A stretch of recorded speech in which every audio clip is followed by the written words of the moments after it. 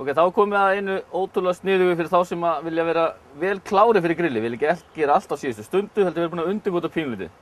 Þetta kartöfla bökuð og við ætlum að taka hérna bara venjulega bökunna kartöflu sem búið að baka og bara orðið köld, þess vegna volg, skiptir ekki alveg öllu. Hún tekin í tvennt. Síðan sköfum við hérna inn á núni.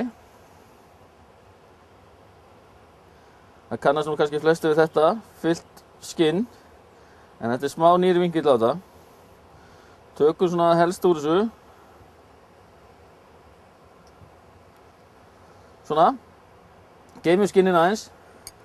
Og út í þetta, nánast þetta að nota hvað sem er. Nú bara spilum við hugmyndaflug og hvað fólk svona mest hrifið af.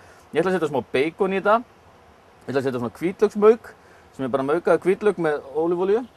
Ég ætla að setja í þetta smá steinselju, rifinn ost og smá chili.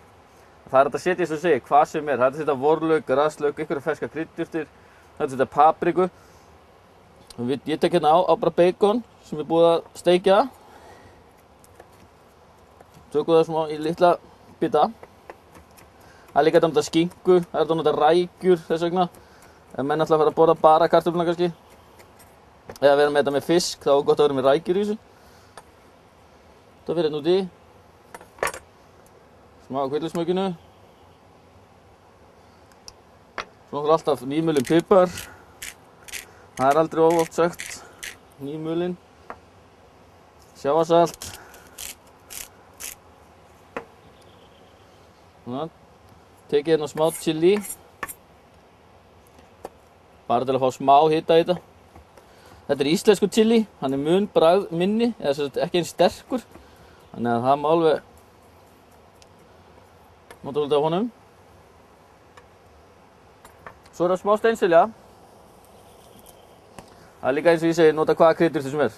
Basil, graslaukur. Það fyrir hérna út í. Svo er þetta bara að stappa aðeins saman. Og smá rifinn ost, svona bara til að þegar við hitum hann nefnilega aftur, þá verður osturinn bráðnar inn í þessu sem er mjög gott. Svona, síðan er þetta bara tekið hérna, sett aftur í skinnið.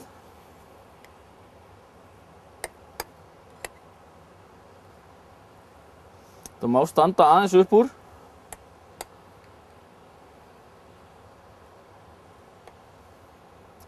Svo fyllum við hérna.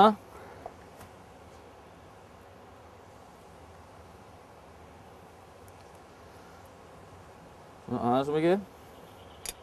Síðan setjum við hérna saman. Aftur saman. Mótum það smá. Setjum við álpapír. Tökum smá örk á því. Utan kartöfluna. Bara eins og venjulega bökunni kartöflu var að ræða.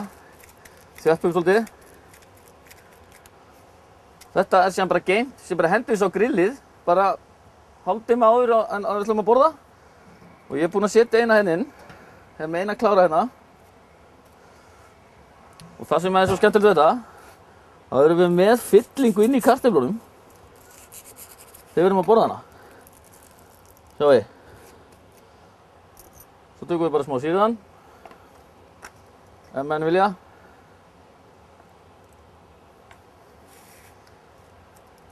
Þá er þetta tvíböku kartöfla klár.